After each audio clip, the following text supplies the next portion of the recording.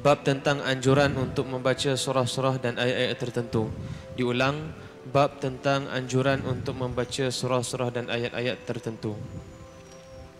Hadis yang ke-9. Wa an Abi Mas'ud al-Badri radhiyallahu anhu 'anil Nabi sallallahu alaihi wasallam qala man qara'a bil ayatain min akhir suratil Baqarah fi lailatin kafatah muttafaqun alaih qila kafatahul makruha tilkal lailah wa qila kafatahu an qiyamil lail.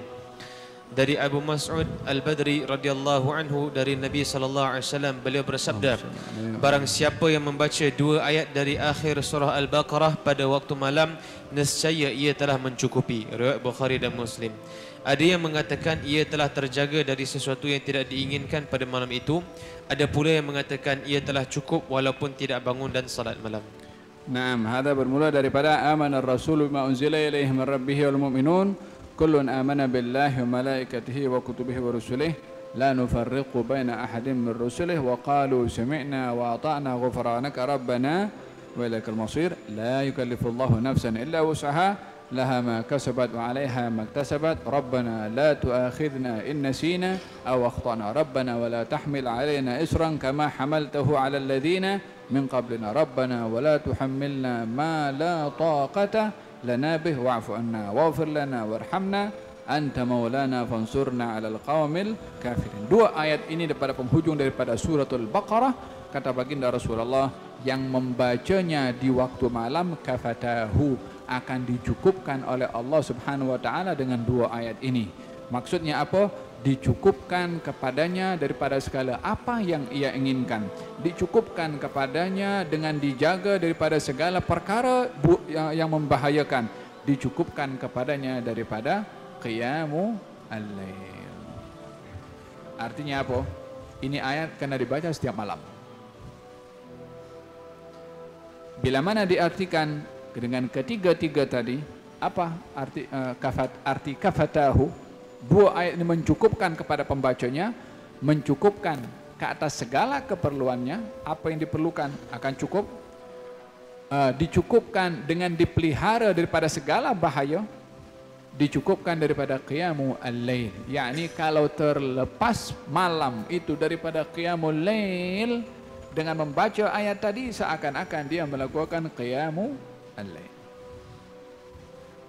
Kalau yang dimaksudkan salah satunya adalah dicukupkan dengan membaca ayat itu daripada qiyamul lail, bermakna kita diperintahkan untuk membacanya pada setiap malam, karena setiap malam kita pun tidur. Faham dong? Walihada digalakkan membaca ayat ini sebelum tidur. Hada. Naam. Ayat ini turun kepada baginda Rasulullah sallallahu alaihi wasallam setelah ayat yang sebelumnya.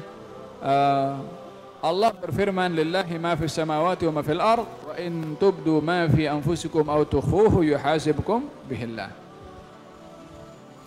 Milik Allah semua di langit dan juga di bumi. Apa saja yang kamu buat secara terang-terangan dan kamu simpan di dalam hati dan perasaan, Allah catat. Maka sahabat datang kepada Rasulullah, ya Rasulullah, mana di antara kami yang mampu mengawal hati dan perasaan ini daripada perbuatannya? Terkadang dalam hati ini terkeluar kata-kata yang tak elok, perasaan yang tak elok tanpa disengaja. Adakah yang itu juga akan dinilai dan dicatat oleh Allah Subhanahu wa taala sementara kita tidak mampu mengawal perasaan kita? Kullifna bima la nutiq. Ini adalah satu taklif, satu arahan dari Allah yang kita tak mampu. Maka Nabi SAW mengatakan kepada mereka, kamu jangan menjadi seperti Bani Israel. Ketika diperintah oleh Allah, mereka mengatakan sami'na wa asayna. Kami dengar tapi kami tak mahu patuh. Tapi katakanlah sami'na wa ata'na. Kami dengar dan kami patuh.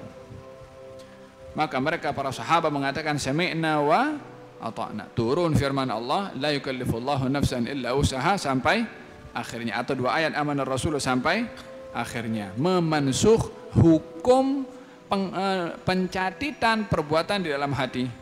Jadi apa yang ada dalam hati yang awalnya dicatat dimansukh, tidak dicatat oleh Allah Subhanahu wa taala. Ini dalam ilmu ulumul Quran namanya ayat itu mansukh hukumnya, tapi ayatnya kekal.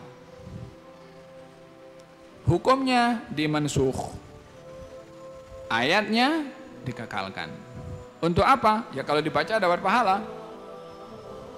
Yang kedua, bagi mereka para arifin, kalaupun dosa yang ada di dalam ini yang awalnya dicatat tapi dihapuskan dengan tidak dicatat, mereka juga merasa malu kepada Allah dengan memiliki perasaan dosa di dalam hatinya, walaupun tidak dicatat sebagai dosa, tapi Allah tahu. Yang mereka risau bukan dosanya saja, tapi malunya mereka kepada Allah bila mana didapati dalam hati hambanya perkara-perkara yang tidak disenangi oleh Allah Subhanahu wa ta'ala. Ini mura'atil khawatir, menjaga memelihara perasaan yang kalau dilihat oleh Allah, Allah tak senang, maka dia pun malu hatta tak dicatat.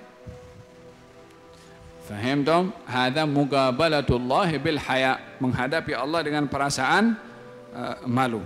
Gerak. Hadis seterusnya, Dan digalakkan seseorang bila mana berdoa kepada Allah Subhanahu wa taala, salah satunya adalah bertawassul dengan ayat ini.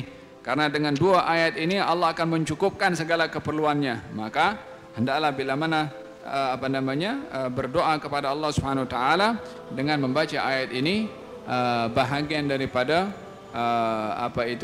wasilah untuk mendapatkan kabulnya doa. Gerak.